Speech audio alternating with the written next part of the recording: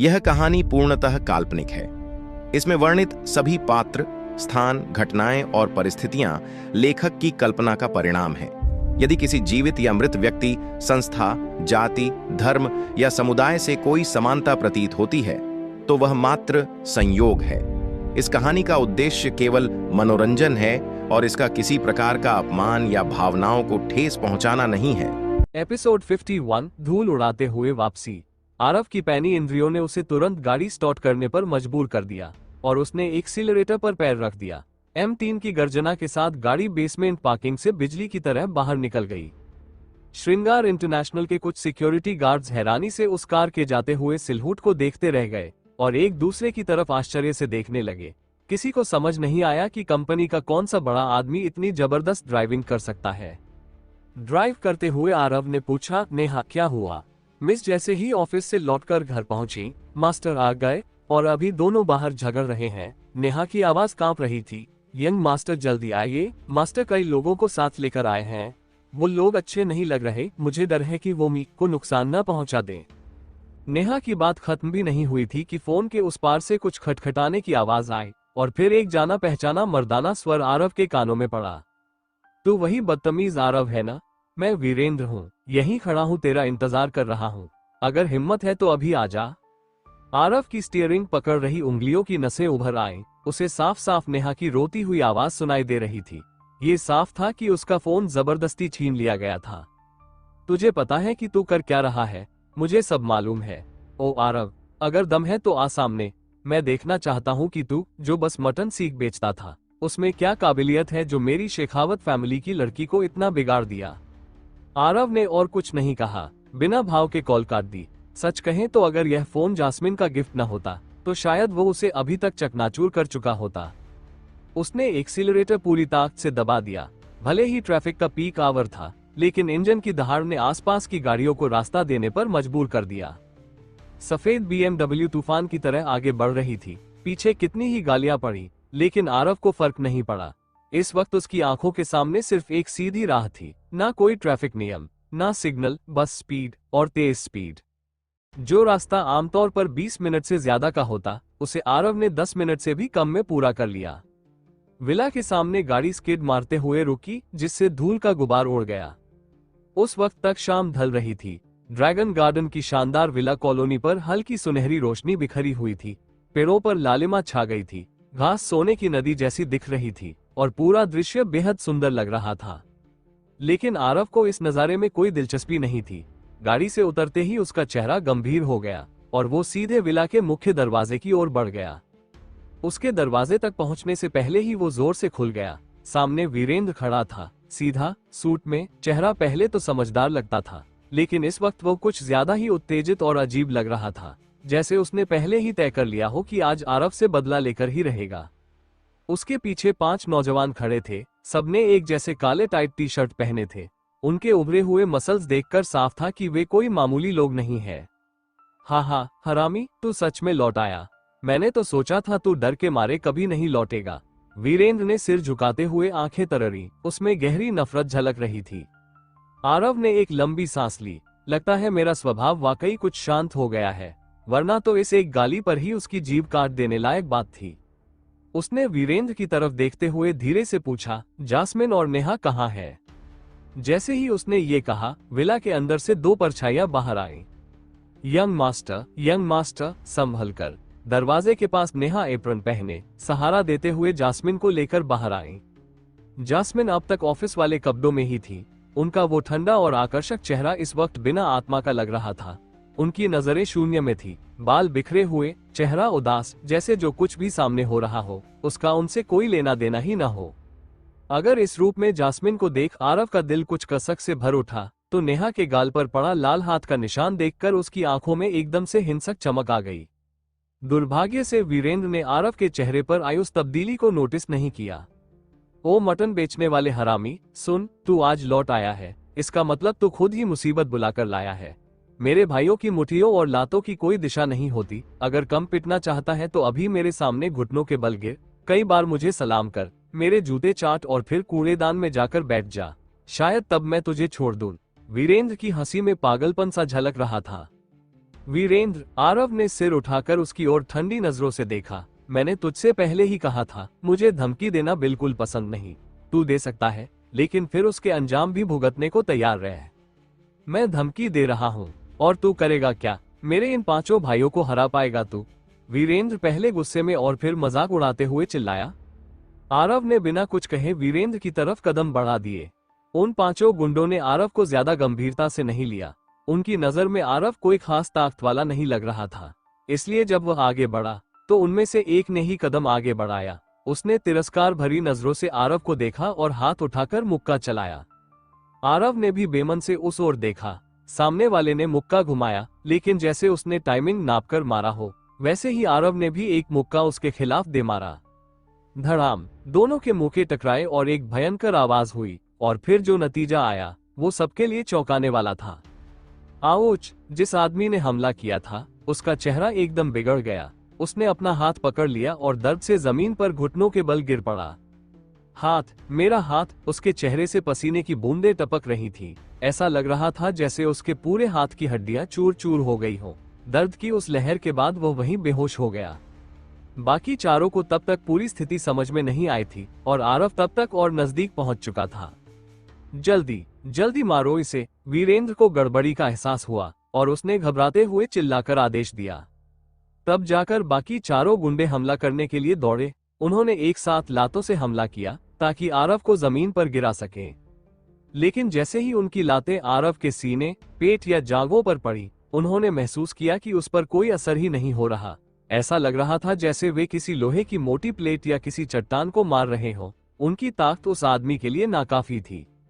उनके शरीर से पसीना छूटने लगा। क्या ये आदमी स्टील का बना है? आरव की निगाह अब भी वीरेंद्र पर जमी थी। जब चारों की लातें पड़ चुकी थी, उसने आराम से हाथ उठाए और हथेली को चौक की शक्ल में बदला। इन चारों को संभलने का या पलटवार करने का मौका तक नहीं मिला और उन्होंने महसूस किया कि उनकी गर्दन पर तेज वार हुआ और सबके सब एक एक कर बेहोश होकर जमीन पर गिर पड़े।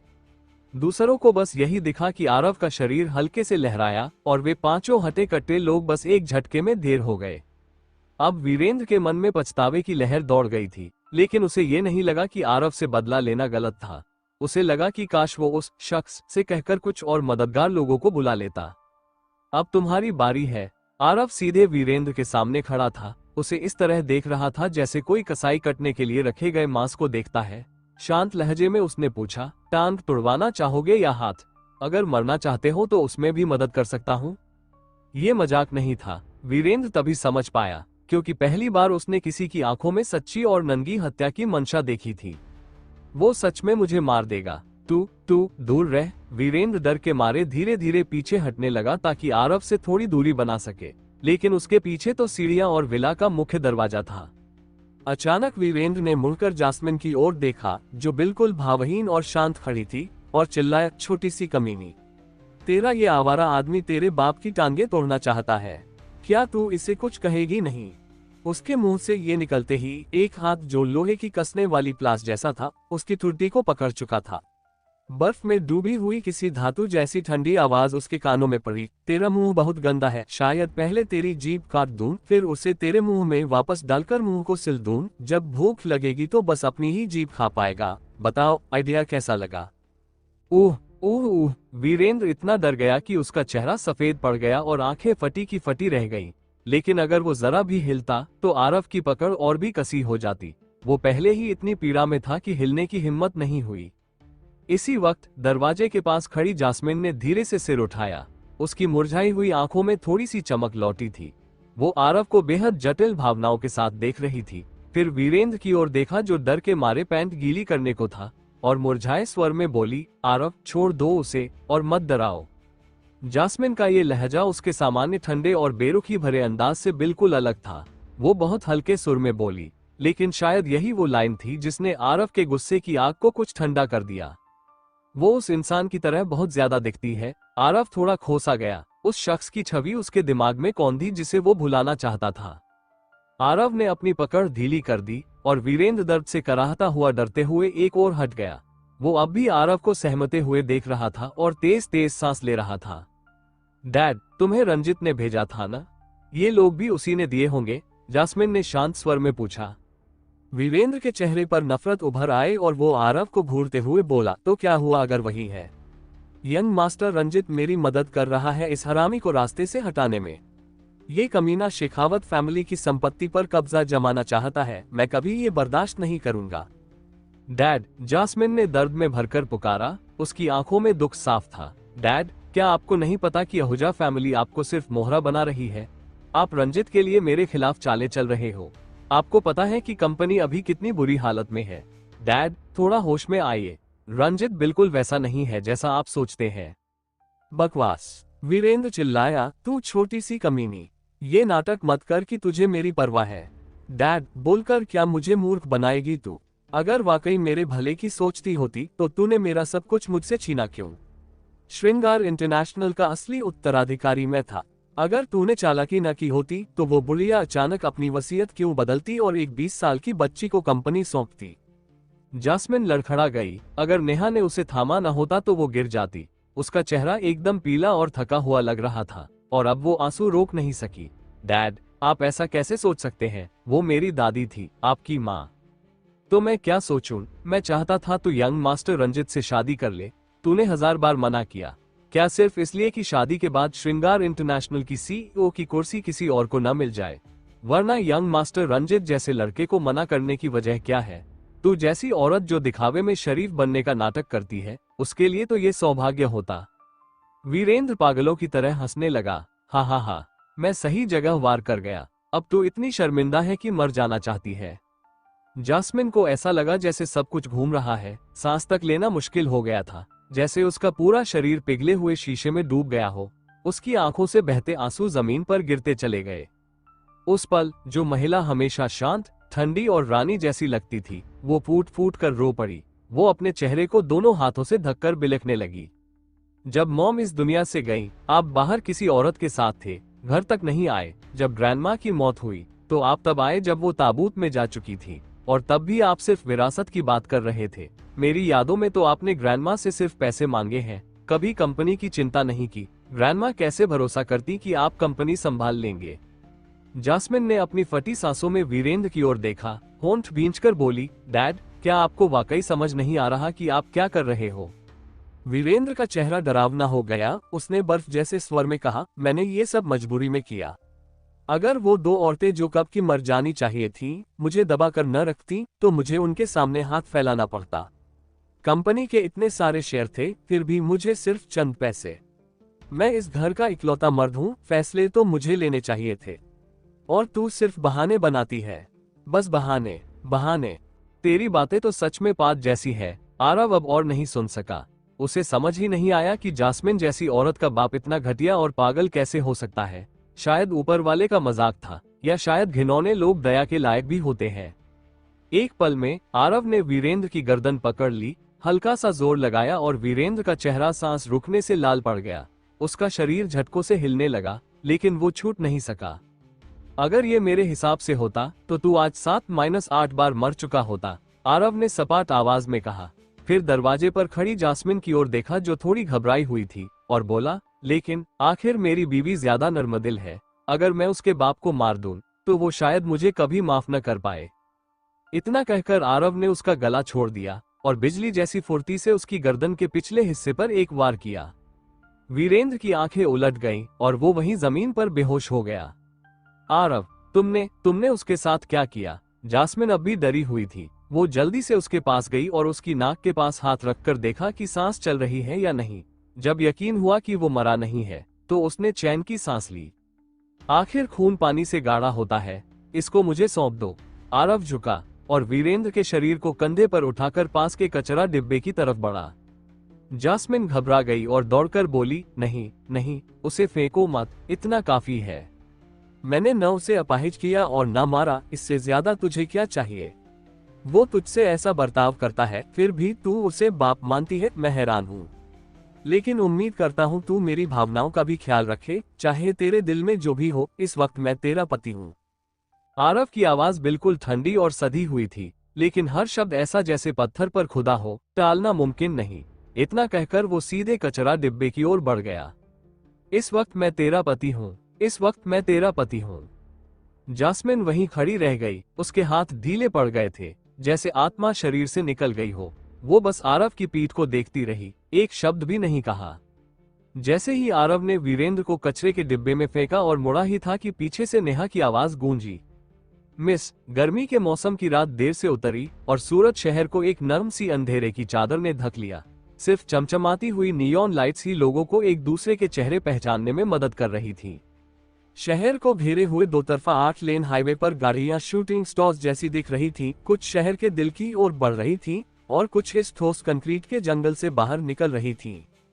सूरत के उत्तर की ओर और सोमती नदी के किनारे लगे पेड़ों के बीच बीच में स्ट्रीट लाइट्स थी, जिनके चारों तरफ कीड़े उड़ते फिर रहे थे। ये एक शांत नजारा था, जो इस तपती गर्मी में भी मुश्किल से देखने को मिलता था। बिल्कुल पास ही एक नदी बह रही थी, जो जैसे अंतहीन लग रही थी, आसमान से गिरे जेड की एक बेल्ट जैसी ऊपर की आकाशगंगा से तालमेल बनाती हुई और नदी किनारे की सफेद इमारतों की लंबी कतार को प्रतिबिंबित करती हुई। यही थी सूरत की सबसे महंगी हॉस्पिटल। इसका शांत और एकांत वातावरण मरीजों के आराम के लिए उपयुक्त था, लेकिन इसके बिल इतने भारी थे कि आम लोग सुनते ही डर जाएं। इस वक्त हॉस्पिटल के इंटेंसिव केयर डिपार्टमेंट की एक शांत और चौड़ी कॉरिडोर में आरव और नेहा एक बेंच पर बैठे हुए थे, आईसीयू के बाहर चुपचाप कुछ इंतजार कर रहे थे। आरव काफी देर से चुप बैठा था, फिर अचानक अधीर होकर उसने जेब में हाथ डाला और एक सिगरेट निकाली, लेकिन तुरंत याद आया कि ये हॉस्पिटल है। वो गुस्से में सिगरेट वापस रखकर एक लंबी सांस लेकर टहलने लगा। यंग मास्टर, नेहा की आंखें लाल थीं, वो अभी थोड़ी देर पहले ही रोई थी और चिंता से बोली, यंग मास्टर, डॉक्टर और नर्स अब तक बाहर क्यों नहीं आए? मिस की जान को कोई खतरा तो नहीं है ना? चिंता मत करो, मैं डॉक्टर तो नहीं हूँ, लेकिन मुझे थोड़ी बहुत मेडिकल जानकारी है। जास्मिन ठीक हो जाएगी, आरव ने उन्हें दिलासा दिया। उसे वो पल याद आ रहा था जब उसने जास्मिन को शाम को हॉस्पिटल पहुंचाया था और वो खुद भी बेचैन हो उठा था। जैसे ही आरव ने वीरेंद्र को कूड़ेदान में फेंका, उसने पीछे मुड़कर देखा कि जास्मिन घास पर खड़ी खड़ी अचानक लड़खड़ाई और गिर पड़ी। एक गोली की तरह आरव उसकी ओर भागा और उसे पकड़ लिया। वो बेहोश थी। उसके पुराने अनुभवों ने उसे शांत रखा, जबकि नेहा घबरा गई थी। उसने फौरन फोन निकाला, एम्बुलेंस बुलाई और जास्मिन को घर के अंदर वापस ले गया। साधारण जांच से पता चला कि जास्मिन को तेज बुखार था, तो उसने तुरंत नेहा से ठंडी पट्टी और जरूरी फर्स्ट एड सामान मंगवाया और तब तक देखभाल की जब तक एम्बुलेंस आकर उसे हॉस्पिटल नहीं ले गई। इन सब घटनाओं से आरव का दिल और दिमाग दोनों उलझ गए थे। भले ही वो औरत हमेशा बर्फ जैसी ठंडी रहती थी, न कभी मुस्कुराती थी, न कभी उसे प्यार से देखती थी, फिर भी जब उसके साथ कुछ ऐसा हुआ तो आरव ने पाया कि उसे सच में उसके लिए चिंता हो रही थी। क्या ये इसलिए है क्योंकि वो उस जैसी दिखती है, या इसलिए कि वो मेरी कानूनी पत्नी है? शायद सिर्फ इसलिए कि वो है। जब आरव इन उलझनों में था, आईसीयू का दरवाजा खुला। नेहा तुरंत डॉक्टर के पास जाकर उसका हाथ पकड़कर बोली, डॉक्टर, हमारी मिस कैसी है? डॉक्टर ने मुस्कुराकर कहा, चिंता मत कीजिए, संकट टल चुका है, बुखार भी उतर गया है, अब बस अच्छा आराम चाहिए। ये अच्छा हुआ, बहुत अच्छा हुआ। नेहा की आंखों से खुशी के आंसू फिर से बह निकले। शुक्रिया डॉक्टर। डॉक्टर ने अपने फोन की रिपोर्ट देखते हुए थोड़ा गंभीर होकर पूछा, क्या मिस जास्मिन इन दिनों काम का बहुत ज्यादा दबाव झेल रही है? नेहा थोड़ा चौंकी, फिर ईमानदारी से बोली, हाँ डॉक्टर, हमारी मिस हमेशा बहुत मेहनत करती है, लेकिन इन दिनों तो लगातार रात भर काम कर रही थी। क्या कोई दिक्कत है? मिस जास्मिन का शरीर काफी कमजोर हो गया है। हमारी रिपोर्ट के अनुसार ये ज्यादातर काम के दबाव और मानसिक तनाव की वजह से हुआ है, डॉक्टर ने भौहें सिकोड़ते हुए कहा। इस बार बुखार इसलिए आया क्योंकि शरीर पहले से ही थका हुआ था और फिर सर्दी भी लग गई, नींद भी पूरी नहीं हुई होगी। ऐसे ही चलता रहा तो आगे चलकर बीमारी जड़ पकड़ लेगी और फिर शरीर पूरी तरह से टूट जाएगा। नेहा की सांस अटक गई। डॉक्टर, अब क्या करें? हमारी मिस को ठीक करना बहुत जरूरी है। डॉक्टर ने हल्की मुस्कान दी, चिंता मत कीजिए, ये कोई बड़ी बीमारी नहीं है, मरीज को बस कुछ दिन अच्छे से आराम की जरूरत है। अगर वो हॉस्पिटल में आधा महीना रह जाए और भारत हर्बल दवाओं से इलाज किया जाए तो पूरी तरह ठीक हो सकती है। नेहा का चेहरा परेशानी से भर गया। आधा महीना? मुझे डर है कि मिस ये मानेंगी नहीं। उन्हें मानना ही पड़ेगा, आरव ने एक ठंडी आवाज में कहा, जिसमें कोई बहस की गुंजाइश नहीं थी। फिर डॉक्टर से पूछा, डॉक्टर, हर्बल दवाओं के अलावा और क्या करना होगा? मैं जास्मिन का पति हूँ, मेरा नाम आरव है। डॉक्टर थोड़े हैरान हुए, फिर मुस्कुराकर बोले, ओह माफ कीजिए, मुझे पता नहीं था कि मिस जास्मिन शादीशुदा है। अगर आपके पास समय हो तो आप अपनी पत्नी को हॉस्पिटल के गार्डन में ले जाकर थोड़ी ताज़ी हवा में घुमाएं। मानसिक तनाव भी कम करना जरूरी है, सिर्फ शरीर का इलाज काफी नहीं होगा। आरव ने गंभीरता से सिर हिलाया। इतनी कम उम्र में श्रृंगार इंटरनेशनल जैसी बड़ी फैशन कंपनी को संभालना, घर में कोई अपना नहीं और ऊपर से उसका इकलौता रिश्तेदार उसका बाप, सिर्फ मुसीबतें खड़ी करता है। बिजनेस वर्ल्ड में उसे चालाक दुश्मनों से लड़ना पड़ता है और सोशल लाइफ में वो बिल्कुल अकेली और लाचार है। ऊपर से रंजित जैसे अमीरजादों की नजर भी उस पर है। इतने सब के बाद भी अगर वो अब तक टिकी हुई है तो वो सच में दिल से सम्मान की हकदार है। डॉक्टरों के चले जाने के बाद नेहा ने लंबी सांस ली और कहा, यंग मास्टर, जब मिस को हॉस्पिटल में रहना ही है तो मैं घर जाकर कुछ जरूरी सामान ले आती हूँ। अगर मिस उठेगी और उन्हें कुछ चाहिए होगा तो अच्छा नहीं लगेगा कि उनके पास कुछ ना हो। आपका शुक्रिया नेहा, आरव ने सच्ची मुस्कान दी। दरअसल जास्मिन पूरी तरह अकेली नहीं थी, कम से कम नेहा जैसी कोई तो थी जिसने उसे बचपन से पाला और आज भी उसका ख्याल रख रही थी। नेहा ने सिर हिलाया, थोड़ी भावुक होकर बोली, मैं तो बस छोटी मोटी चीजें कर रही हूँ। अगर यंग मास्टर न होते तो शायद मास्टर ने मिस को तबाह ही कर दिया होता। असली काम तो आपने किया है, मिस का आपको चुनना, ये सच में एकदम सही फैसला था। आरव हंस पड़ा, कुछ कह नहीं पाया। अगर उसमें थोड़ी बहुत काबिलियत नहीं होती तो वीरेंद्र शायद सच में जास्मिन को बर्बादी की ओर धकेल देता। जास्मिन ने जिद में शादी की थी, लेकिन जैसे किसी ने पहला इनाम जीत लिया हो। नेहा के चले जाने के बाद आरव ने वार्ड का लकड़ी का दरवाजा धीरे से खोला और चुपचाप अंदर गया। कमरे में अंधेरा था, सिर्फ एक बेड लैंप की नर्म रोशनी सफेद बिस्तर पर फैल रही थी। जास्मिन के काले बाल बिखरे हुए थे और उसका आमतौर पर ठंडा और खूबसूरत चेहरा अब कमजोर लग रहा था। उसकी आंखें बंद थीं, सांसें सामान्य थीं, लेकिन उसकी भौहें हल्की सी तनी हुई थीं, जैसे कोई बुरा सपना देख रही हो। क्या उसे सपनों में भी परेशानियां मिलती हैं? आरव बिस्तर के पास रखी कुर्सी पर बैठ गया। वो चुपचाप उस बेहोश महिला को देखता रहा, गहरे विचारों में डूबा हुआ। उसकी काया, उसका चेहरा, उसका स्वभाव, सब कुछ उस एक इंसान जैसा था। धीरे धीरे आरव वक्त का अंदाजा भूल गया। ठक ठक। अचानक वार्ड के दरवाजे पर 2 बार दस्तक हुई और आरव के सिर घुमाने से पहले ही किसी ने दरवाजा धीरे से खोला और अंदर आ गया। जो इंसान अंदर आया वो इतनी हल्की सांस ले रहा था जैसे कहीं जास्मिन की नींद न टूट जाए, जो बेड पर सो रही थी। आरव ने पैरों की आहट से समझ लिया कि ये नेहा नहीं है। उसने हैरानी से पीछे मुड़कर देखा और एकदम चौंक गया। तुम? अर्पिता ने भी पहले हैरानी से पूछा। उसकी प्यारी और मासूम सी आंखें हैरानी में बड़ी हो गईं। कम रोशनी में उसका खूबसूरत चेहरा और भी आकर्षक लग रहा था। ये तो मुझे तुमसे पूछना चाहिए, तुम यहाँ क्या कर रही हो? आरव ने भौहें सिकोड़ ली। आखिरकार उसका और जास्मिन का रिश्ता अभी तक सीक्रेट था और अगर अर्पिता को पता चल गया तो दोनों के लिए बहुत सी परेशानियां खड़ी हो सकती थीं। तभी फिर से दरवाजा खुला। नेहा एक सूटकेस घसीटती अंदर आई और मुस्कुराकर बोली, मिस अर्पिता, यही वो यंग मास्टर हैं जिनका मैंने जिक्र किया था। इन्हीं की वजह से मिस अब तक संभल पाई। नेहा, अर्पिता ने आरव की तरफ उंगली करते हुए चौंक कर कहा, और तो और हैरानी से लगभग चीख ही पड़ी। तुम कहना चाहती हो कि आरव जास्मिन का पति है? क्यों? हैरान हो गई।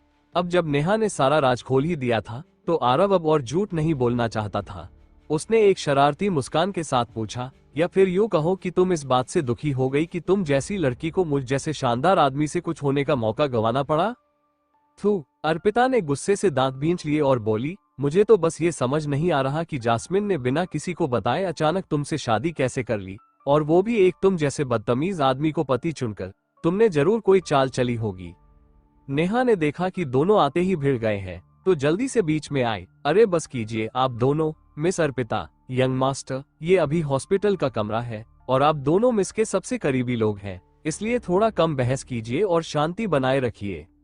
आरव ने मुंह सिकोड़ते हुए पूछा, नेहा, आप इसके साथ यहाँ कैसे आई? नेहा ने हंसते हुए समझाया, जब मैं घर जाकर सूटकेस लेने गई तो मिस अर्पिता का फोन आया। वो पूछ रही थी कि मिस घर पर है या नहीं। यंग मास्टर शायद नहीं जानते, लेकिन मिस अर्पिता और मिस की जान पहचान काफी पुरानी है। जब ओल्ड मिस्ट्रेस जिंदा थी तब ये दोनों अक्सर साथ रहती थी। अब भी दोनों श्रृंगार इंटरनेशनल में साथ काम कर रही है, इसलिए रिश्ता बहुत अच्छा है। पहले मिस अर्पिता अक्सर हमारे घर खाने भी आती थी, पर ओल्ड मिस्ट्रेस के जाने के बाद कम आना जाना हो गया। इसीलिए जब उन्होंने पूछा तो मैंने कुछ छिपाया नहीं, और जब उन्हें पता चला कि मिस हॉस्पिटल में है तो वो जिद करके मेरे साथ चल पड़ी। आरव को ये जानकर थोड़ा झटका लगा कि अर्पिता और जास्मिन असल में बहुत अच्छी दोस्त हैं। वैसे भी कंपनी में जब उसने दोनों को देखा था तब उसे लगा था कि दोनों में आपसी समझदारी है, तो अब साफ हो गया कि दोनों पर्सनल लेवल पर भी करीब हैं। तो मिस अर्पिता, आपका शुक्रिया।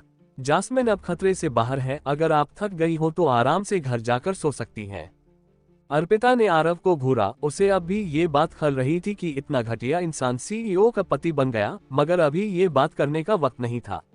वो जास्मिन के पास जाकर बैठ गई, उसके पीले चेहरे को ध्यान से देखा और चिंतित होकर बोली, तुम अगर सोना चाहते हो तो जाओ, मैं तो यहीं रहूंगी, जास्मिन के पास। आरव ने मजाक किया, वो तुम्हारी पत्नी तो है नहीं, उसके पास बैठकर क्या करोगी? हरामखोर। अर्पिता का पारा चढ़ गया। ये मत समझना कि तुम जास्मिन के पति बन गए हो तो खुद को बहुत बड़ा समझो। हम 8 साल से एक दूसरे को जानते हैं, तुम तो कुछ भी नहीं जानते। मुझे बस ये पता है कि अगर तुम इतनी तेज आवाज में बोलती रही तो मेरी प्यारी बीवी उठ जाएगी। आरव ने उसे चुप रहने का इशारा किया। अर्पिता ने तुरंत अपना मुंह ढक लिया, फिर धीरे से बोली, अब समझ आया कि जास्मिन तुम्हें नौकरी से निकालने के खिलाफ क्यों थी। असल में तुम तो निकाले ही नहीं जा सकते थे। ये मेरी मेहनत, जिम्मेदारी और काबिलियत का नतीजा है। आरव ने आंख मारी। मिस अर्पिता, ये मत भूलना कि मैंने 33 लाख रुपए रिकवर किए हैं, महीने के अंत में बोनस देना मत भूलना। इस बात पर अर्पिता का गुस्सा फिर भड़क उठा। उसने ठंडी सांस ली और आरव को अनदेखा कर दिया। वो एक कुर्सी खींचकर जास्मिन के पास बैठ गई और चुपचाप बैठी रही। नेहा, जो एक कोने में सामान ठीक कर रही थी, ये देखकर बस एक गहरी सांस ले सकी। रात शांत थी। चांदनी खिड़की से कमरे में ऐसे आ रही थी जैसे कोई साफ झरना बह रहा हो। सब कुछ शांत और सुकून भरा लग रहा था। आधी रात हो चुकी थी। नेहा ने सारा सामान ठीक कर लिया और काफी सोचने के बाद तय किया कि वो ड्रैगन गार्डन वाले विला लौट जाएगी। आखिरकार इतना बड़ा घर कोई तो संभाले, और वैसे भी हॉस्पिटल में नर्सिंग स्टाफ है। दिन में वो जास्मिन का ख्याल रख सकती थी, रात में रुकने की जरूरत नहीं थी। अब कमरे में जास्मिन को छोड़कर बस आरव और अर्पिता थे, जो बैठ के दोनों ओर चुपचाप बैठे थे। काफी देर बाद अर्पिता ने आखिरकार सन्नाटा तोड़ा और बोली, तुम्हारी और जास्मिन की शादी कैसे हुई? उसने कभी मुझे कुछ नहीं बताया। आरव ने कहा, हमने शुरुआत से ही इसे सीक्रेट रखने का सोचा था, लेकिन अब जब तुम जान ही चुकी हो तो उम्मीद है कि तुम ये किसी को बताओगी नहीं। मैं कोई गॉसिप करने वाली लड़की नहीं हूँ। मैं जास्मिन के लिए एक बहन जैसी हूँ। अर्पिता थोड़ी नाराज हुई, तुम तो अचानक कहीं से आकर उसके पति बन गए, जरूर कोई चाल चली होगी तुमने। आरव हंस पड़ा। नेहा के मुताबिक तुम दोनों बचपन से एक दूसरे को जानती हो, तो फिर तुम उसे मुझसे ज्यादा अच्छी तरह जानती होगी, है ना? बिल्कुल, अर्पिता बोली, जब मैं छोटी थी जास्मिन की दादी यानी ओल्ड सीईओ ने मेरी मदद की थी, तभी से मैं यहाँ तक पहुंची हूँ। जास्मिन मेरी बहन जैसी है और मेरे लिए उसकी फैमिली मेरी फैमिली है। मैं उसे किसी से भी तकलीफ नहीं होने दूंगी। आरव ने उसकी बात अनसुनी करते हुए पूछा, तो बताओ, तुम दोनों में ज्यादा समझदार कौन है? जास्मिन, अर्पिता ने साफ कहा। हालांकि मैं मानना नहीं चाहती, लेकिन बचपन से अब तक हर चीज में वो मुझसे एक कदम आगे रही है। मैं तो बस उसके कामों में थोड़ा हाथ बटाना चाहती हूँ। तो फिर सोचो, जो बात तुम समझ सकती हो, क्या वो नहीं समझ सकती? हमारी शादी के पीछे उसके भी कारण थे और मेरे भी। ये तुम्हारे सोचने की चीज नहीं है, आरव ने जवाब दिया। अर्पिता ने दांत भींचते हुए कहा, अगर बताना नहीं चाहते तो मत बताओ, लेकिन तुम्हारी बातों में सिर्फ घुमा फिराकर तर्क होते हैं। और ये मत समझना कि मैं तुम्हें नहीं संभाल सकती क्योंकि तुम जास्मिन के पति हो। मैं अब भी तुम्हारी बॉस हूँ। आरव ने सिर झटकते हुए कहा, मैं तो बस थोड़ा दिमागी खेल खेलता हूँ और खाली वक्त में तुम्हारी बहनों से बात कर लेता हूँ। एक सलाह दूं, अगर तुम मुझे तंग नहीं करोगी तो मैं तुम्हें छेड़ने की जहमत भी नहीं उठाऊंगा। वो उठ खड़ा हुआ, अब काफी देर हो गई है, मुझे कल और काम भी है। मिस अर्पिता, अगर तुम घर जाना चाहो तो मैं छोड़ देता हूँ, वरना अगर यहीं रुकना चाहो तो ध्यान रखना ठंड न लग जाए। इतना कहकर उसने जास्मिन की ओर अजीब सी मुस्कान से देखा और कमरे से बाहर निकल गया। अर्पिता ने उसके पीछे हवा में छोटी सी मुट्ठी घुमाई, पैर पटकने और कुछ भला बुरा कहने का मन किया, मगर खुद को रोक लिया। आरव के जाने के कुछ देर बाद अर्पिता ने एक लंबी सांस ली। उसे लगने लगा कि ऐसे इंसान के लिए गुस्सा करना भी फिजूल है। फिर उसने जास्मिन का हाथ पकड़ते हुए धीरे से बड़बड़ाया, जास्मिन, तुमने इस बदमाश को अपना पति क्यों बना लिया? अगर दुनिया को दिखाने के लिए ही करना था तो क्या कोई और रास्ता नहीं था? खुद को इतना क्यों सता रही हो? असल में इतना भी बुरा नहीं है। अर्पिता चौंक गई। उसने ऊपर देखा, पता नहीं जास्मिन कब से जाग चुकी थी। उसका चेहरा थका हुआ था, लेकिन वो मुस्कुरा रही थी।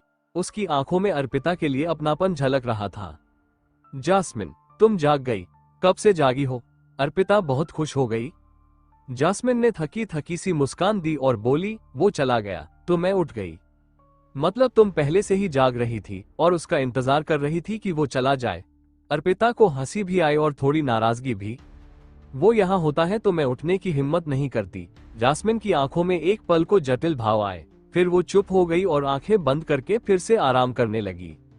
रात का वक्त था। सूरत के आहूजा फैमिली की बड़ी सी रोशनी से जगमगाती विला में हर तरफ बगीचे और गलियां थी, जिनमें सुरक्षा गार्ड लगातार पेट्रोलिंग कर रहे थे। बरोक शैली में बने एक थोड़े मंद रोशनी वाले कमरे में रंजित काले रंग का पायजामा पहने बार काउंटर के पास बैठा था। उसने खुद को एक ग्लास लैफाइट रेड वाइन डाली, फिर उसे घुमाया और एक घूंट लिया। तभी दरवाजे पर दस्तक सुनाई दी। आओ अंदर, रंजित ने भौहें सिकोड़ते हुए कहा। हरीश खुशी खुशी अंदर चला आया, एक फेड हो चुकी टी शर्ट और फटी पुरानी जीन्स पहने हुए। उसके चेहरे की दाढ़ी जैसे हफ्तों से नहीं मुंडी गई थी और उसकी बदबू दूर से ही महसूस की जा सकती थी। कितनी बार कहा है, ये दरवाजा एक आर्ट पीस है, अंदर आना हो तो चिल्ला के बताओ, रंजित ने थक कर कहा। हरीश हंसते हुए बोला, मैं बहुत एक्साइटेड था इसलिए भूल गया। तू तो कभी याद रखता ही नहीं, रंजित ने उसे घूरा। हरीश की खुशी थोड़ी फीकी पड़ गई और उसने अनजाने में अपना तैलीय सिर खुजाया। यंग मास्टर, आपको पता है मैंने आज क्या देखा? रंजित खिड़की की तरफ गया और बुझे स्वर में बोला, सीधे मुद्दे पे आ। आप तो जरा भी मजाक पसंद नहीं करते, इसी वजह से शायद शेखावत सरनेम वाली लड़की को पटा नहीं पा रहे, हरीश ने बड़बड़ाते हुए कहा। फिर बोला, वीरेंद्र मिलने आया था, उसने आरव से निपटने में मदद मांगी। मैंने मौका देख के उसे 5 रिटायर्ड सोल्जर्स दे दिए, पर क्या पता था वो 5 को आरव ने अकेले ही धराशायी कर दिया और उस वीरेंद्र को फिर से कूड़ेदान में फेंक दिया गया। यंग मास्टर, सोचो तो सही, ये उसका ससुर है और उसे 2 बार कूड़े में फेंका गया है ना? मजेदार। रंजित ने हाथ में वाइन का ग्लास घुमाया, थोड़ा सोचते हुए बोला, लगता है आरव वाकई साधारण आदमी नहीं है। अफसोस कि उसके बारे में जानकारी बहुत कम है, समझना मुश्किल हो रहा है। हरीश ने मजाकिया लहजे में कहा, ऐसा तो नहीं कि यंग मास्टर डर गए हो? डर? रंजित ने ठंडी मुस्कान के साथ कहा, उसे बस 2-4 घूंसे और लफंगी बातें आती हैं, उससे डरने की क्या जरूरत? एक छिपा हुआ ड्रैगन खुले में बैठी बाघ को हिला नहीं सकता। ये आदमी बस एक मामूली सा बंदा है जो आधे साल पहले विदेश से लौटा है, क्या वो आसमान पलट देगा? तो फिर मैं उससे निपट लूं? मैंने सुना है कि उसकी मूवमेंट्स बहुत तेज है, मेरे हाथ खुजला रहे हैं, हरीश ने उत्साहित होकर कहा।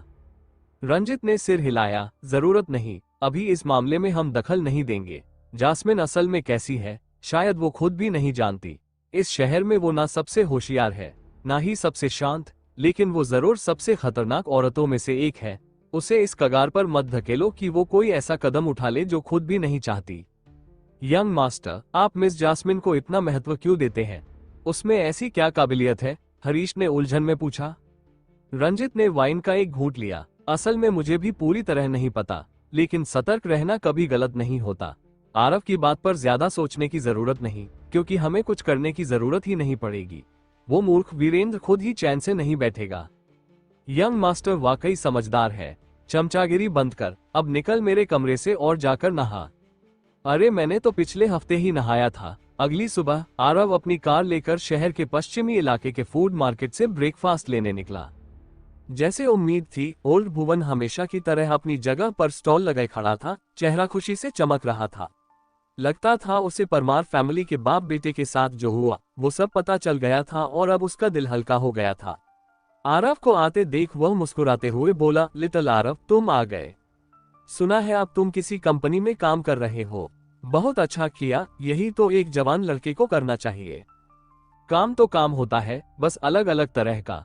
आरव मुस्कुराया, अफसोस है कि अब शायद तुम्हारे साथ गप्पे मारने और टाइम पास करने का मौका कम मिलेगा।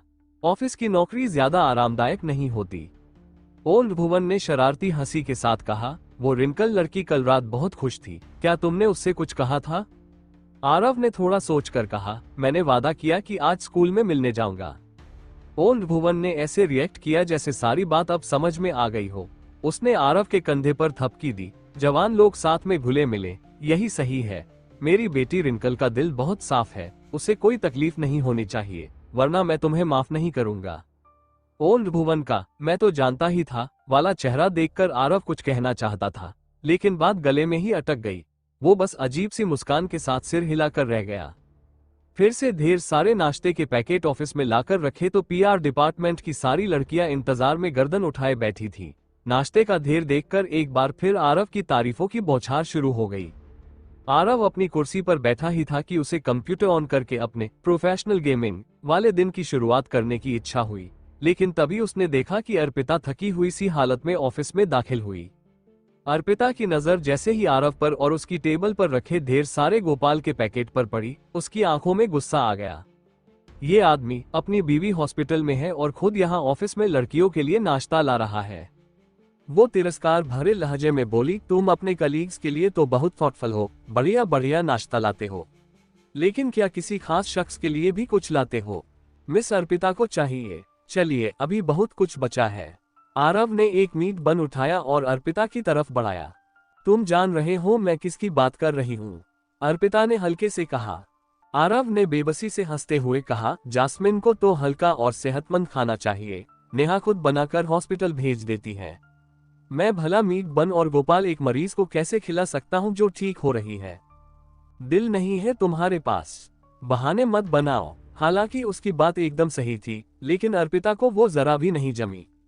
ये देखकर कि अर्पिता का अपने लिए गलतफहमी भरा नजरिया पहले से ही बहुत गहरा है, आरव ने तय कर लिया कि अब उसकी नाराजगी दूर करने की कोशिश करने का कोई फायदा नहीं।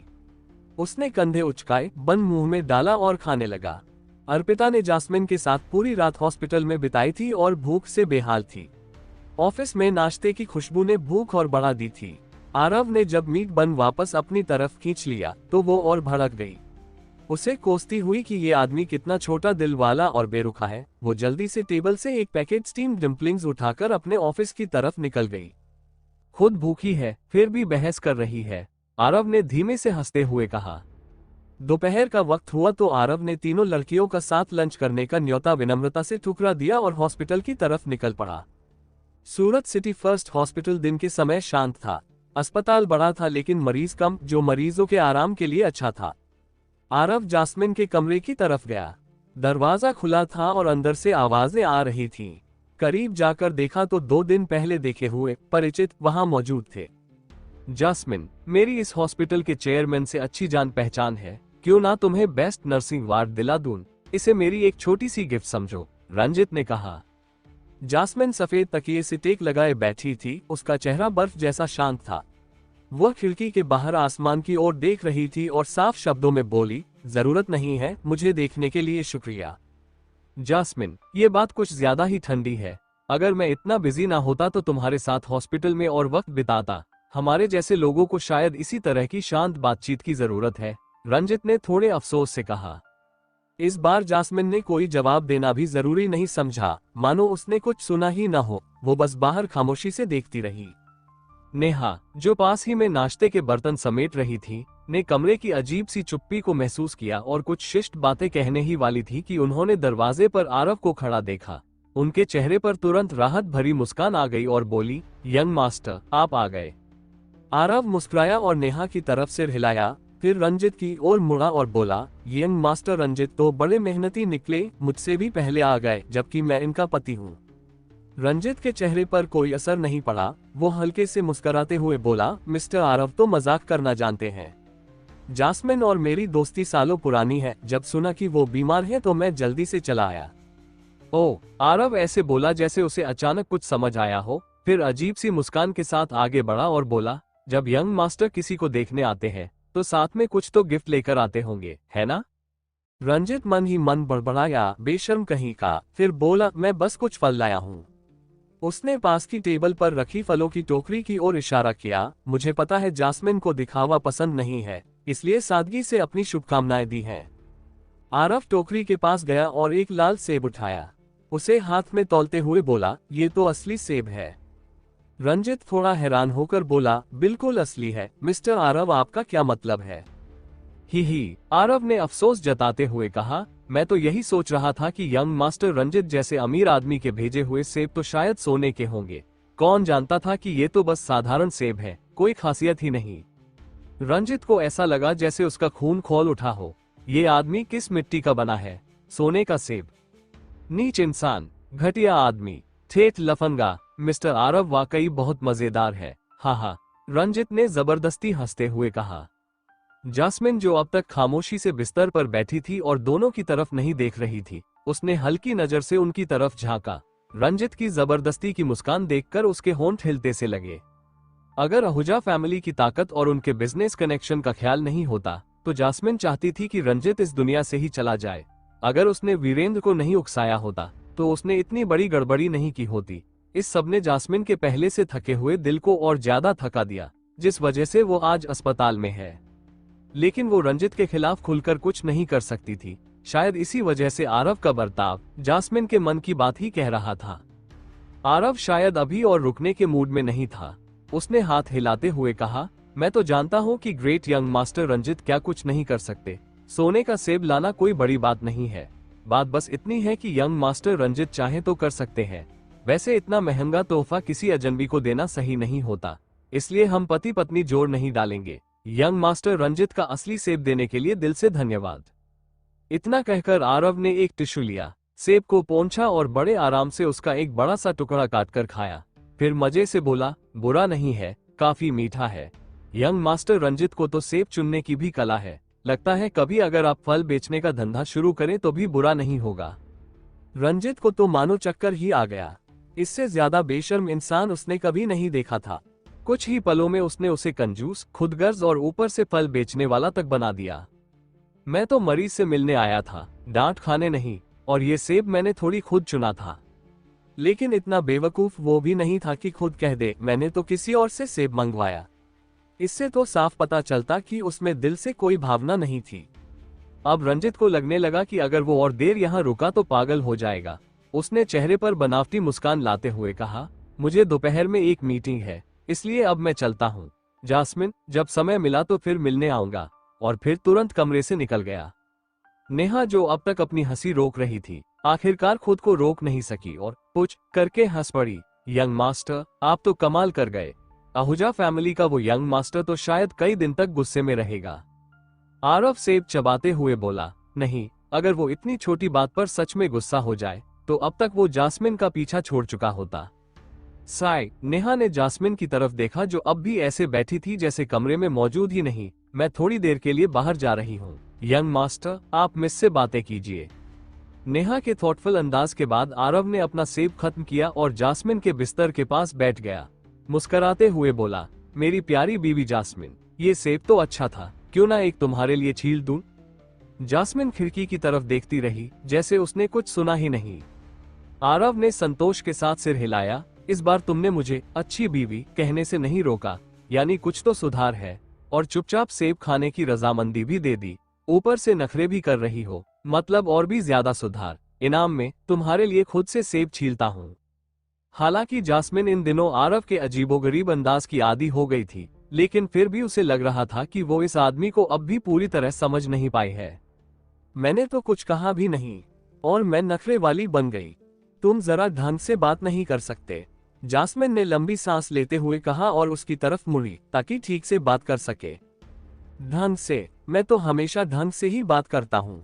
पति का पत्नी के लिए सेब छीलना कहाँ से बेहुदा हुआ? आरव मुस्कुराया और एक फल काटने वाली चाकू उठा ली। चमकदार चाकू उसकी हथेली में जैसे चिपकी हुई थी। उसने हवा में 360 डिग्री घूमकर एक नजारा पेश कर दिया। जास्मिन को कुछ बोलने का मन नहीं था, लेकिन जब उसने आरव की यह स्किल देखी तो ध्यान से देखने लगी। आरव ने एक सुंदर सा सेब उठाया और दूसरे हाथ में चाकू कसकर पकड़ा। थोड़ी देर रुककर उसने सेब छीलना शुरू किया। उसके हाथ इतनी तेजी से चल रहे थे कि पास बैठी जास्मिन को उसकी हरकतें साफ दिख ही नहीं रही थी। बस इतना दिख रहा था कि चाकू चारों तरफ घूमता हुआ सेब को घेरे हुए है। ये सेब छीलना तो किसी आर्ट जैसा लग रहा था, जैसे मूर्तिकार या लकड़ी की नक्काशी करता हो, और जब तक आखिरी टुकड़ा ना कटे आप अंदाजा नहीं लगा सकते कि बनने क्या जा रहा है। सिर्फ 30 सेकंड में आरव ने छीलना पूरा कर लिया और सेब जास्मिन की तरफ बढ़ाया। लो, तुम्हारा पति अपनी पत्नी को इनाम दे रहा है। जास्मिन ने उस सेब को देखा, कुछ पल के लिए चुपचाप घूरती रही और फिर दिल में कुछ अजीब सा महसूस हुआ। वो बेवकूफ सी हो गई। सेब की बाहरी लाल परत अब ज्यादातर हट चुकी थी, लेकिन उस पर कुछ जगह पतली सी लाल परत बची थी, जो मिलकर कुछ सुंदर शब्द बना रही थी। Wish wife good health. Jasmine की आंखों में नमी सी महसूस हुई, पर उसने खुद को जल्दी संभाल लिया। फिर बोली, तुम्हें तो अजीबोगरीब और बेसिर पैर की हरकतें ही आती हैं। ये सेब भी कितना फिल्मी बना दिया। ही, आरव ने मोटी चमड़ी वाले अंदाज में कहा, सच कहूं तो मुझे भी लग रहा है ये थोड़ा ज्यादा हो गया, इसलिए जल्दी से खा लो मेरी प्यारी बीवी, या फिर क्या मैं खुद खिलाऊं तुम्हें। कहते हुए उसने सेब जास्मिन के कोमल होठों की ओर बढ़ाया। I'll do it myself। Jasmine ने जल्दी से सेब उससे ले लिया, लेकिन जब सेब आंखों के सामने आया और उस पर लिखे शब्द देखे तो उसका मन हुआ ही नहीं कि एकदम से खा ले। आरव बोला, इतना सुंदर सेब देखकर काटने में दिक्कत हो रही है।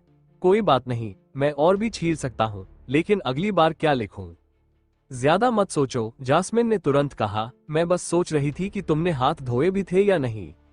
जब आरव ने देखा कि जास्मिन उस सेब को धीरे धीरे खा रही है, तो उसने और छेड़ना बंद कर दिया। उसे ये बर्फ जैसी ठंडी और शांत लड़की उस पल में बहुत प्यारी लग रही थी। थैंक यू, जास्मिन ने अचानक धीरे से कहा। आरव को यकीन नहीं हुआ कि उसने सही सुना। क्या? मैंने कहा थैंक यू, जो कुछ भी तुमने मेरे लिए किया उसके लिए। जास्मिन ने सिर उठाया और उसकी आंखें एकदम साफ स्वच्छ पतझड़ जैसी थी। अब मुझे ऐसा नहीं लगता कि मैं तुम्हें पहले जितना नापसंद करती हूँ। आरव ने कड़वी मुस्कान के साथ कहा, मुझे धन्यवाद देने की जरूरत नहीं है। अगर किसी दिन तुम मुझे अस्थायी पति से स्थायी पति बना दो तो मैं खुद ऊपर वाले को धन्यवाद दूंगा। जास्मिन इस पर नाराज नहीं हुई, बल्कि थोड़ी देर सोचती रही और फिर गंभीरता से बोली, ये तो बहुत मुश्किल होगा।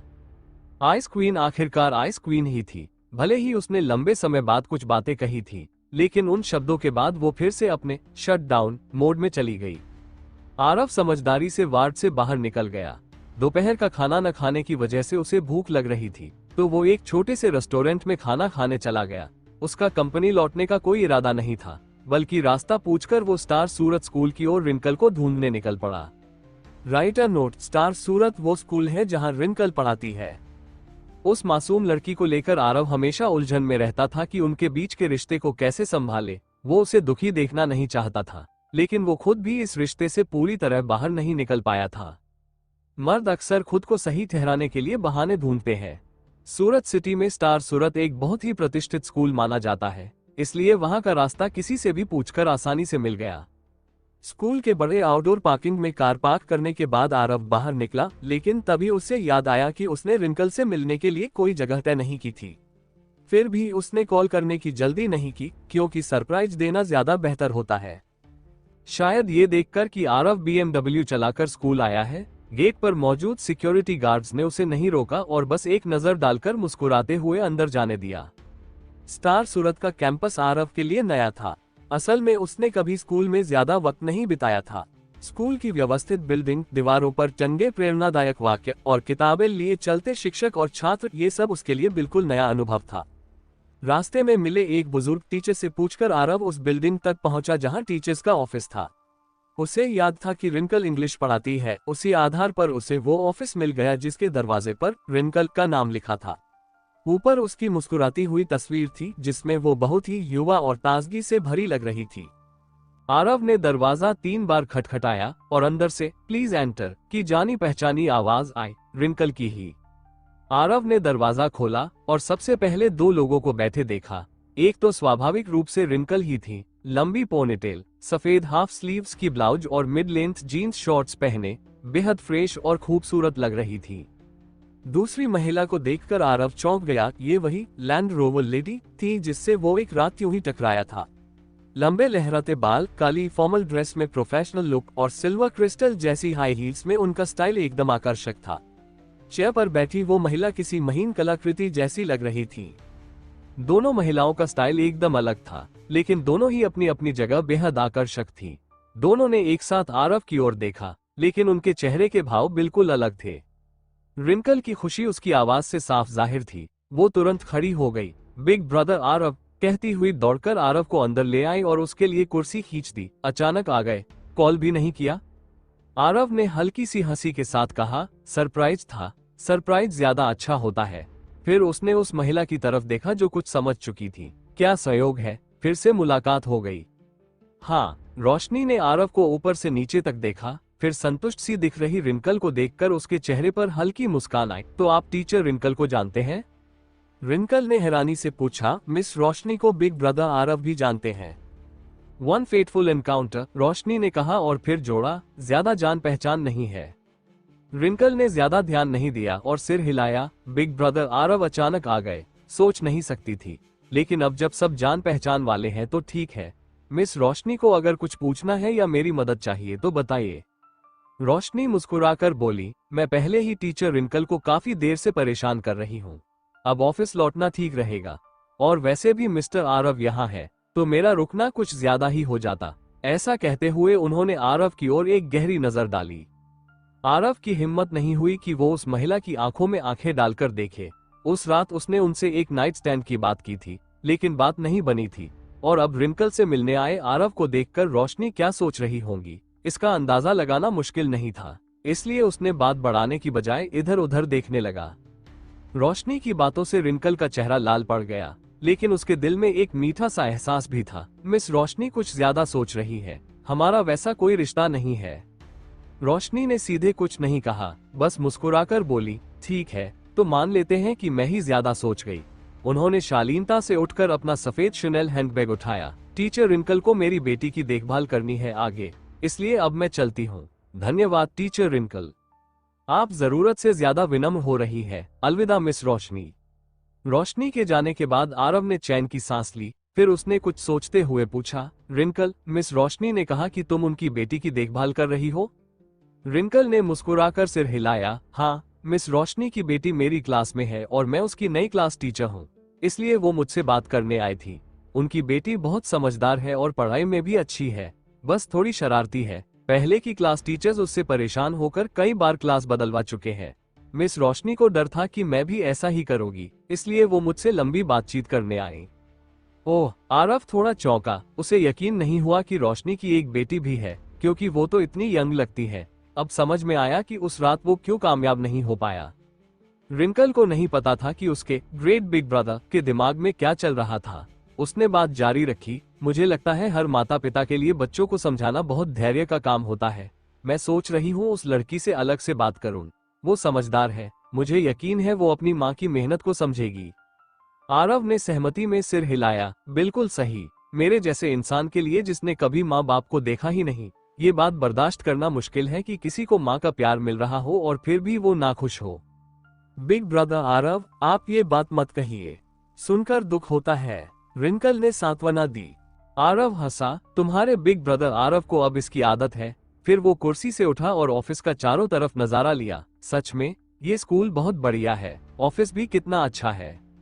रिंकल उसकी तारीफ से खुश हो गई, मुस्कुराकर बोली, ये ऑफिस में और एक और लेडी टीचर यूज करती है, कभी कभी लगता है ये जगह थोड़ी ज्यादा ही बड़ी है। आरव ने मजाक करते हुए कहा, मेरे घर की छोटी बहन रिंकल ने ठंड झेली है इतने सालों, उसके लिए ऐसा ऑफिस कोई बड़ी बात नहीं।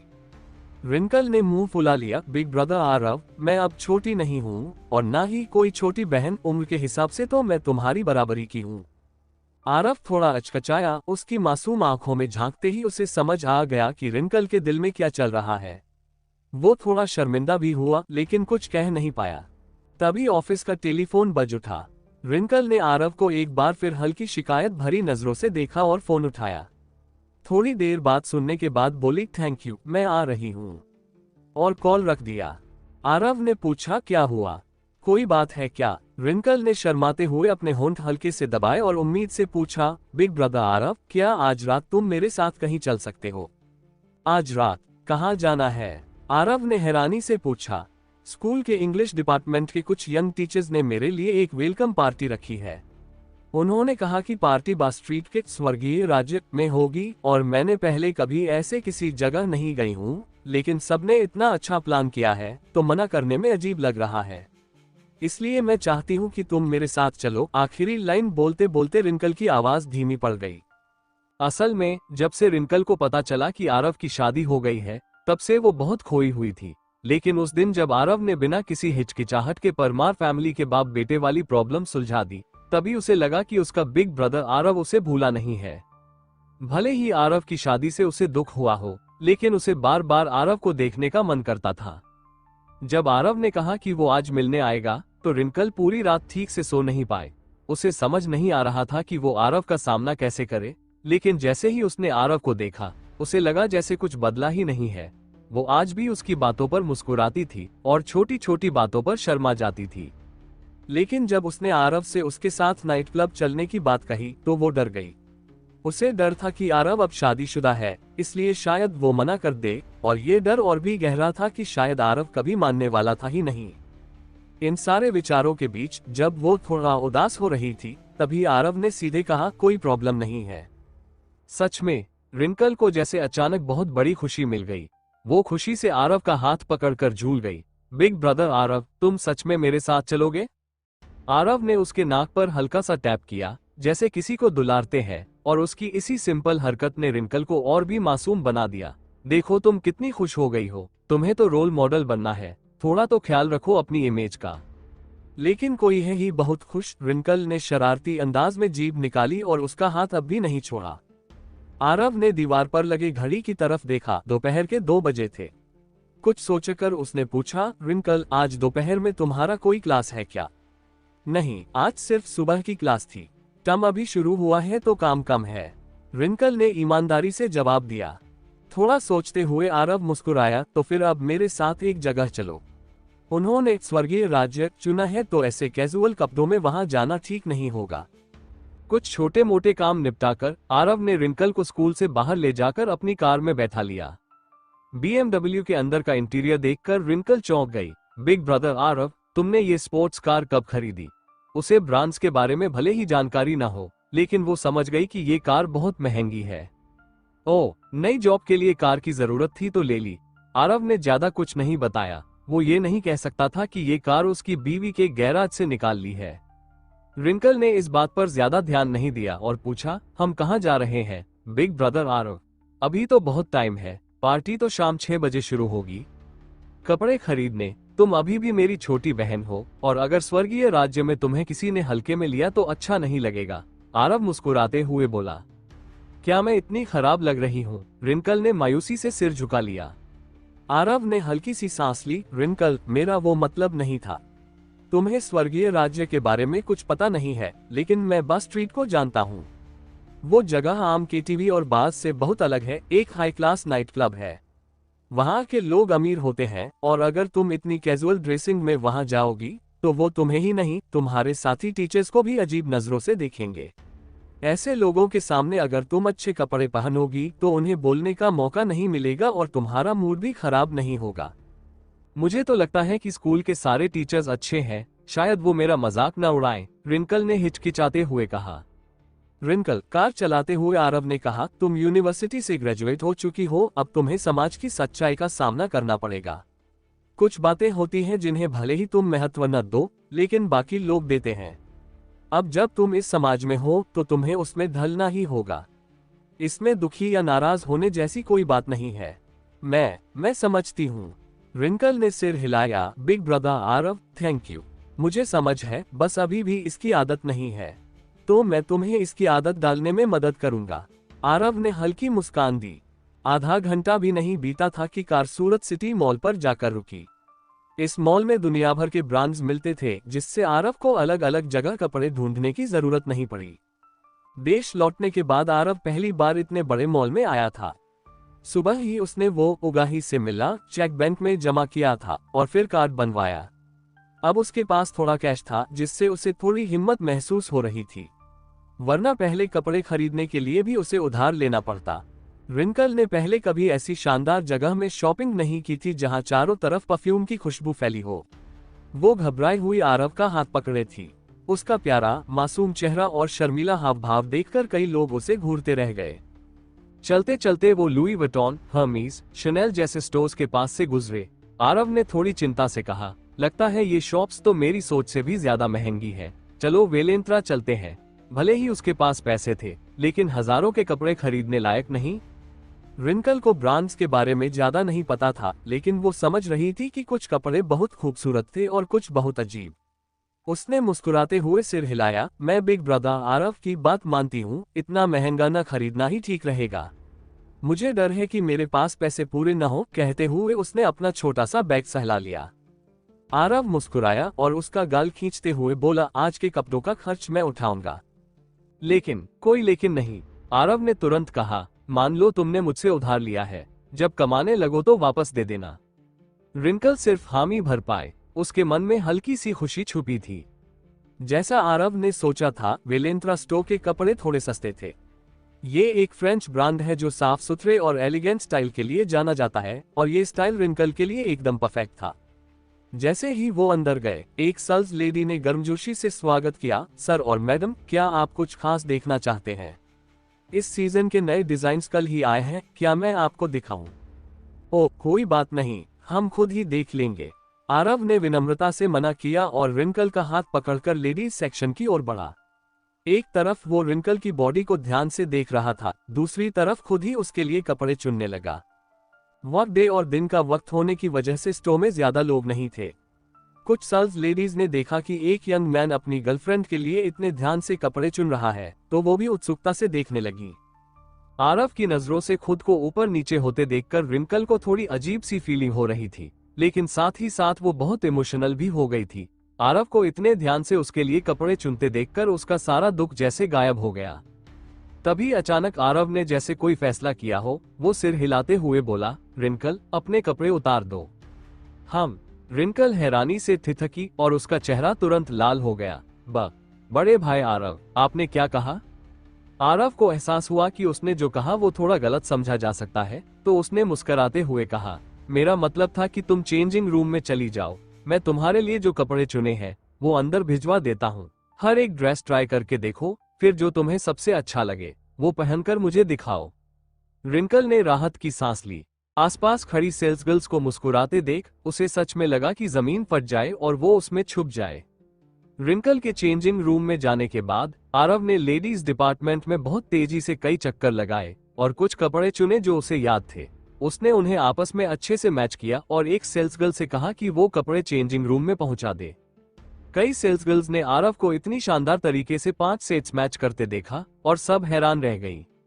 इस तरह के बड़े ब्रांड के स्टोर में काम करने वाली सेल्स गर्ल्स को फैशन और सुंदरता की अच्छी समझ होती है। आरव ने जो कपड़े चुने थे वो साफ तौर पर रैंडम नहीं थे। भले ही उन्होंने रिंकल को वो कपड़े पहनकर न देखा हो, पर उन्हें समझ आ गया कि वो कपड़े उस पर जरूर जचेंगे। मैम बहुत खुशकिस्मत हैं कि उन्हें आपके जैसे केयरिंग बॉयफ्रेंड मिले हैं, सर, एक सेल्स गर्ल ने दिल से कहा। आरव ने कुछ नहीं कहा, बस हल्का सा मुस्कुराते हुए सिर हिला दिया।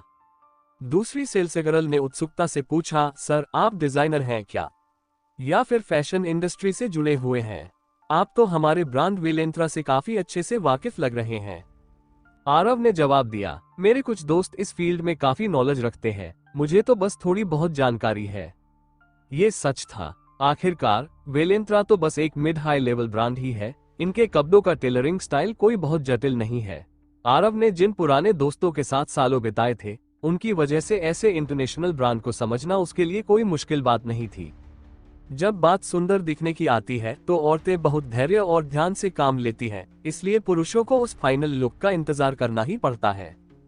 करीब आधे घंटे बाद, जब तक आरव और सेल्स गर्ल्स आपस में बचपन की कहानियां सुनाने की हालत में आ गए थे, रिंकल शर्माई हुई चेंजिंग रूम से बाहर निकली। सबने जैसे ही उसकी तरफ देखा, एक पल के लिए सबकी सांसें थम गईं और कोई कुछ कह नहीं पाया। लड़की ने अपनी पोनीटेल खोल दी थी, उसके मुलायम सीधे बाल उसके सीने तक गिर रहे थे और शर्माई हुई उसकी प्यारी सी लाल गालों वाली शक्ल को हल्के से छुपा रहे थे। उसका ताजा नाजुक चेहरा अचानक से बेहद आकर्षक और मोहक लग रहा था। सफेद स्ट्रेपलेस ड्रेस उसके बाजू की सीध में पूरी फिट थी। छाती पर हल्की क्रीज और कमर से नीचे की ओर फैला लेस पैटर्न उसकी खूबसूरती को और निखार रहा था। ट्यूटू स्कर्ट पर जालीदार कपड़ा था, जो लाइट्स के नीचे हल्के सुनहरे रंग का लग रहा था, जिससे उसकी चिकनी और गोरी टांगें बेहद चमकदार और गर्माहट भरी लग रही थी। सफेद स्टाइलिश सैंडल्स उसके गोरे पैरों को ढक रही थी और प्यारे नन्हे अंगूठे बाहर की हवा में दिखाई दे रहे थे। रिंकल की फिगर बिल्कुल एक मासूम छोटे परिवार की खूबसूरत लड़की जैसी थी, ना ज्यादा बोल्ड, ना बहुत पतली। उसके कंधे और गाल खूबसूरती से आकार लिए हुए थे और उसके ब्रेस्ट और हिप्स नाजुक लेकिन आकर्षक थे। कहते हैं कि साफ पानी में ही कुदरती कमल खिलता है। उसकी ताजगी भरी मासूमियत और नफासत भरी सुंदरता आज पूरी तरह से खुलकर सामने आ रही थी। हे भगवान, हमारे स्टो के कपड़ों से ऐसा लुक भी निकाला जा सकता है। एक सेल्स गर्ल को यकीन नहीं हुआ और उसने खुद ब खुद तारीफ में कहा। रिंकल ने देखा कि सब उससे टकटकी लगाकर देख रहे हैं और भले ही वो शर्मा रही थी, लेकिन अंदर से बेहद खुश भी थी। अपनी नेचुरल सुंदरता पर थोड़ा गर्व करते हुए वो हल्का सा घूमी और उम्मीद भरे अंदाज में आरव से पूछा, बड़े भाई आरव, मैं कैसी लग रही हूँ? You are gorgeous my princess. Aarav मुस्कुराया और एक घुटने पर झुककर शाही अंदाज में झुकते हुए बोला। रिंकल तो खुद इंग्लिश टीचर थी, उसे इन शब्दों का मतलब अच्छे से पता था। उसके दिल की धड़कन जैसे तेज हो गई और उसे लगा जैसे उसका दिल उड़कर बाहर आ जाएगा, जैसे वो कोई नन्ही सी चिड़िया बन गई हो। I accept your praise, my knight, Rinkle ने अपने स्कर्ट के किनारे थामे और खुशी से झुककर जवाब दिया। एक सेल्स गर्ल आगे आई और ईर्ष्या भरी मुस्कान के साथ बोली, मैम, क्या हम आपकी एक फोटो ले सकते हैं? इसे हम अपनी दुकान की सबसे सुंदर याद की तरह रखना चाहेंगे। रिंकल थोड़ी झिझकी, असल में वो तो बस आरव की तारीफ सुनना चाहती थी। दूसरों के लिए फोटो खिंचवाना उसे थोड़ा शर्मिंदा करता था, तो उसने सलाह के लिए आरव की ओर देखा। आरव ने हौसला बढ़ाते हुए कहा, बिल्कुल ठीक है, हमारी टीचर रिंकल इतनी खूबसूरत है, इसमें शर्माने की क्या बात है? तो ठीक है, रिंकल ने हल्की मुस्कान के साथ सहमति दे दी। कुछ सेल्स गर्ल्स ने बेहद खुशी से उसकी कुछ फोटोज ली। इसके बाद आरव ने उन सभी कपड़ों को मंगवाया जो उसने पहले पसंद किए थे और बोला, ये सारे कपड़े मैं ले रहा हूँ, जरा टोटल बिल बना दो। अब तक रिंकल ने वो ड्रेस उतार दी थी और एक सिंपल सफेद ब्लाउज और डार्क ब्राउन जीन्स शॉर्ट्स पहन लिए थे, जिसमें चलना फिरना आसान था। उसकी लंबी, चिकनी और गोरी टांगें हवा में खुली हुई थीं, जिससे वो और भी जीवंत और थोड़ी बोल्ड दिख रही थी। आरव के सारे कपड़े खरीदने की बात सुनकर वो चौंक पड़ी। बड़े भाई आरव, इतनी सारी खरीदने की क्या जरूरत है? आरव मुस्कुराते हुए बोला, ऐसा तो है नहीं कि तुम हर बार वही एक ड्रेस पहनोगी जब उन लोगों से मिलने जाओगी, है ना? रिंकल को अब भी लग रहा था कि इतना खर्च करना फिजूल है, पर वो कुछ कह नहीं पाए। चिंता मत कीजिए मैम, आपने हमारी दुकान को इतनी खूबसूरत फोटो दी है, हम आपको हाफ प्राइस पर ये सब दे देंगे। सेल्स गर्ल मुस्कुराकर बोली, असल में तो ये सब 5,35,000 रुपए से ज्यादा का है, लेकिन इस बार हम आपको 3 सेट गिफ्ट देंगे और सिर्फ 2,50,000 रुपए ही लेंगे। आरव के लिए 2,50,000 रुपए कोई बड़ी बात नहीं थी। उसने तुरंत कार्ड स्वाइप कर भुगतान कर दिया। पर रिंकल को अफसोस हुआ, 2,50,000 रुपए उसकी आधे महीने की सैलरी के बराबर थे। उसे शक हुआ कि अब तक उसके बचपन से जितने भी कपड़े रहे होंगे, वो कुल मिलाकर भी इतने के नहीं रहे होंगे, और आज सिर्फ उसके लिए इतने पैसे खर्च हुए।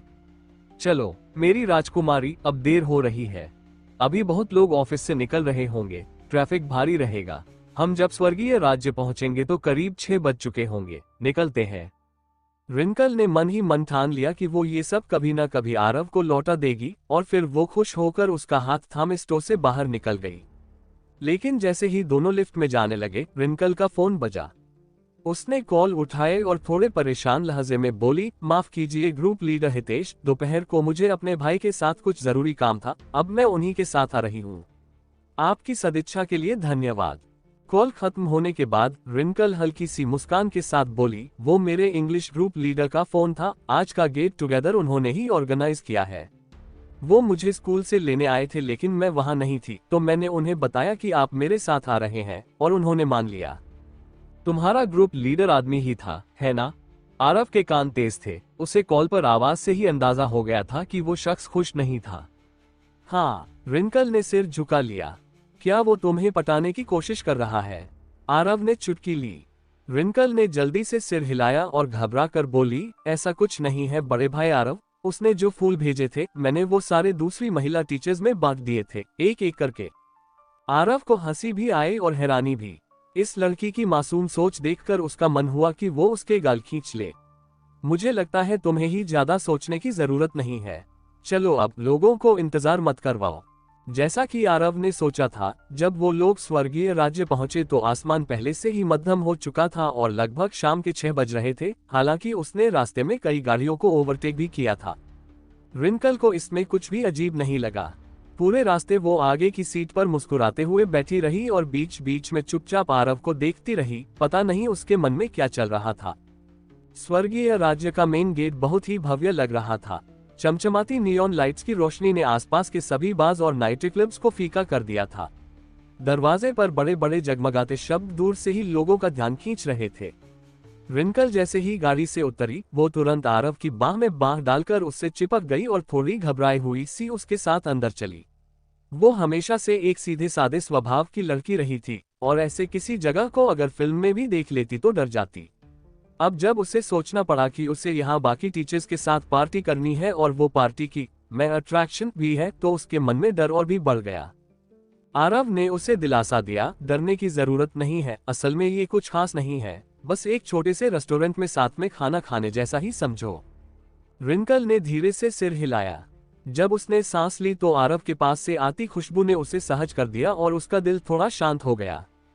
मुख्य दरवाजे के अंदर एक लाल रंग की चटक शॉर्ट ड्रेस पहने एक रिसेप्शनिस्ट लड़की आई और बोली, आदरणीय मेहमानों, क्या आपने पहले से बुकिंग की है? रिंकल जो थोड़ी खोई हुई थी, अब जाकर याद कर पाए। वो पार्टी स्कारलेट कफे लिली नाम के रूम में है। रिसेप्शनिस्ट मुस्कुराए और विनम्रता से इशारा किया, कृपया मेरे साथ आइए। रास्ते में वो एक हल्के अंधेरे वाले कॉरिडोर से गुजरे जिसकी दीवारें कांच जैसी थीं और रोशनी को चमकदार तरीके से बिखेर रही थीं। यहाँ काम करने वाले लड़के लड़कियां भी आकर्षक दिख रहे थे, जिससे अंदाजा लगाया जा सकता था कि यहाँ स्टाफ की देखभाल भी ठीक ठाक होती है। जब वे उस दरवाजे पर पहुंचे जिस पर ब्रश से सफेद रंग में स्कारलेट कफे लिली लिखा था, रिसेप्शनिस्ट ने फिर मुस्कुराकर इशारा किया कि वे अंदर जा सकते हैं। आरव ने अपनी जेब से 830 रुपए निकालकर रिसेप्शनिस्ट को दिया, जिसे उसने बिना चौंके धन्यवाद कहते हुए स्वीकार कर लिया और चली गई। रिंकल हैरानी से बोली, बिग ब्रदर आरव, क्या बस रास्ता दिखाने के लिए 830 रुपए देना जरूरी था?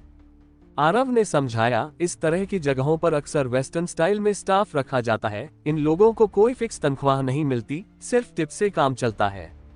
असल में ये सिर्फ 10-12 डॉलर की बात है, ज्यादा नहीं। रिंकल मुस्कुराई और बोली, मैं तो भूल ही गई थी कि बिग ब्रदर आरव तो विदेश से पढ़कर लौटे हैं। आरव इस टॉपिक पर ज्यादा बात नहीं करना चाहता था, इसलिए फुर्ती से दरवाजा खोला। जैसे ही दरवाजा खुला, अंदर से कान फाड़ देने वाली आवाज आई, रुकना चाहता हूं पर रुक नहीं सकता, और यही सबसे तन्हा लगता है। एक नाटा मोटा चश्मा लगाए आदमी टीवी के सामने खड़ा हुआ था और पूरे जोश से माइक में चिल्ला रहा था। उसकी गर्दन ऊपर थी, आंखें बंद, और वो पूरे दिल से गा रहा था। रूम के अंदर पहले से ही कई लोग सोफे पर बैठे थे, कुल मिलाकर कम से कम 8 लोग तो थे ही। आरव और रिंकल को दरवाजे पर देख सब पहले चौंके, फिर धीरे धीरे सबके चेहरे पर अजीब सी मुस्कान आ गई। एक दुबली सी महिला टीचर, जिसने बालों में हीट रोलर से वेवी हेयर बना रखा था, सबसे पहले बोली, लो, हमारी आज की मेन हीरोइन तो आ ही गई। फिर तो बाकी सब भी खड़े हो गए और तालियां बजाने लगे। वही मोटा टीचर जो अभी तक सुअर जैसी आवाज में गा रहा था, चिल्लाया, टीचर रिंकल अपनी पहली पार्टी में अपना बॉयफ्रेंड भी साथ लाई हैं, लगता है रिश्ता काफी गहरा है। रिंकल शर्माते हुए तुरंत आरव का हाथ छोड़कर एकदम घबरा गई। कमरे की हल्की रोशनी में उसका चेहरा ऐसा लाल हो गया जैसे अभी फट पड़ेगा। वो बोली, जैसा आप सब सोच रहे हैं वैसा कुछ नहीं है, बिग ब्रदर आरव मेरे बॉयफ्रेंड नहीं है। तो फिर है क्या? एक पुरुष टीचर हंसते हुए बोला, क्या ये तुम्हारे सगे भाई हैं? रिंकल को इतनी घबराई देखकर आरव ने खुद ही बात संभाली, रिंकल के पापा और मैं उम्र में अंतर के बावजूद अच्छे दोस्त हैं। मैं उसे हमेशा बड़े भाई की तरह देखता आया हूँ। आज पता चला कि आप लोग उसके लिए वेलकम पार्टी रख रहे हैं और वो अकेले के टीवी आने में झिझक रही थी, तो मैं बस साथ आ गया। एक अच्छी तरह से तैयार हुई महिला टीचर हंसते हुए बोली, अच्छा तो ये बात है, तो फिर हैंडसम जी, आओ मेरे पास बैठो। टीचर रिंकल को शायद कोई एतराज नहीं होगा, है ना? ये कहकर उसने रिंकल की तरफ आंख मारी। रिंकल ने तुरंत सिर हिलाते हुए कहा, बिल्कुल नहीं चलेगा, बिग ब्रदर आरव को मेरे ही पास बैठना है। इतना सुनते ही सब हंसने लगे। आरव ने भी लाचार नजरों से रिंकल को देखा, जो शर्म के मारे और भी लाल हो गई थी। ये लड़की तो और भी फंसा रही है। रिंकल ने बस धीरे से सिर झुकाकर कहा, थैंक यू। तभी कमरे का दरवाजा फिर से खुला और करीब 20-22 साल का एक लड़का अंदर आया। उसने जे प्रेस की शर्ट पहन रखी थी, बाल करीने से संवारे हुए थे, चेहरा तीखा और हाव भाव से एक तेज तर्रार स्कॉलर लग रहा था। उसे देखते ही सब टीचर बोले, डिपार्टमेंट हेड हितेश। वो मुस्कुराता हुआ सबका अभिवादन करने लगा और फिर आरव और रिंकल की ओर देखा। रिंकल को फैशनेबल कपड़ों में और उसके लंबे गोरे पैर जो हॉट पैंट्स से झलक रहे थे देखकर उसकी आंखों में चमक आ गई। वो बोला, रिंकल, आज तो तुम बहुत सुंदर लग रही हो। अगर तुम स्कूल में भी ऐसे ही कपड़े पहनो तो सारे टीचर्स और स्टूडेंट्स बस तुम्हें ही देखते रहेंगे। बाकी टीचर्स भी सहमति में सिर हिलाने लगे और रिंकल की तारीफ करने लगे। भले ही तारीफ थोड़ी ज्यादा हो गई थी, लेकिन हर लड़की को अपनी सुंदरता की तारीफ सुनना अच्छा ही लगता है। जब उसकी नजर आरव पर पड़ी तो हितेश की आंखें थोड़ी सिकुड़ी। फिर वो मुस्कुराकर बोला, तो आप ही हैं जिनका रिंकल ने जिक्र किया था, मिस्टर आरव। मैं हूं हितेश, स्टार सूरत के इंग्लिश डिपार्टमेंट का हेड। आपसे कैसे संबोधित करूं और कहां काम करते हैं आप? आरव मन ही मन सोचने लगा। एक और मीठी मुस्कान वाला छुपा रुस्तम और फिर बेपरवाही से हाथ मिलाते हुए बोला, मैं आरव हूं, जो चाहो बुला लो। बस एक छोटी सी कंपनी में काम करता हूं। ब्रेकफास्ट लाना और छोटे मोटे काम करना मेरा रोल है। ये सुनकर हितेश की आंखों में चमक आ गई और उसने थोड़ा करते हुए कहा, मिस्टर आरव, आपको इतना विनम्र होने की जरूरत नहीं। हम अभी जवान हैं, मेहनत करते रहो तो आगे चलकर सफलता जरूर मिलती है। शायद एक दिन आप भी मेरी तरह बने। ओह हाँ, शायद आपको पता ना हो, मेरे पिताजी मिस्टर हितेश स्टार सूरत के हेडमास्टर और सूरत सिटी के डिपार्टमेंट ऑफ एजुकेशन के वाइस चीफ हैं। उन्हीं के सहयोग से मैं इंग्लिश डिपार्टमेंट का हेड और टीचिंग डिपार्टमेंट का वाइस हेड बना। वैसे तो मैंने देश की कुछ किताबों में कुछ शोध पत्र छपवाए हैं और कुछ बार विदेशी इंटरव्यूज में हिस्सा लिया है, पर कहने लायक कुछ खास नहीं किया है। हो सकता है भविष्य में मिस्टर आरव की उपलब्धियां मुझसे कहीं ज्यादा हों। डिपार्टमेंट हेड हितेश तो बहुत ही विनम्र है। हमारे स्कूल स्टार सूरत में कौन नहीं जानता कि आप ही हमारे भविष्य की उम्मीद हैं और अकादमिक दुनिया के सबसे तेज उभरते सितारे, एक मिडिल एज महिला टीचर ने फौरन कहा। बिल्कुल सही, दुबली टीचर ने भी हाँ में हाँ मिलाई। हो सकता है कुछ साल में आप हमारे स्कूल के हेडमास्टर बन जाएं। आपकी बराबरी कौन कर सकता है? सब टीचर तो तारीफों की बारिश करने लगे और हितेश सिर्फ मुस्कुरा कर अपने हाथ हिलाते हुए, अरे नहीं नहीं, इतना भी नहीं, कहता रहा। आरव के लिए ये नजारा नया था। उसने अपनी नाक खुजाकर हंसी छिपाने की कोशिश की। मैंने बेहया लोगों को देखा है, पर मुझसे भी ज्यादा बेहया आज पहली बार मिला हूँ। लगता है इस मार्ग में मैं अकेला नहीं हूँ। कम से कम ये बंदा सामने बैठा है जिसकी चमड़ी शहर की दीवार से भी मोटी है। आज के लिए इतना ही दोस्तों, बाकी के एपिसोड के लिए सब्सक्राइब करें हमारी चैनल ऑडियो तुमको।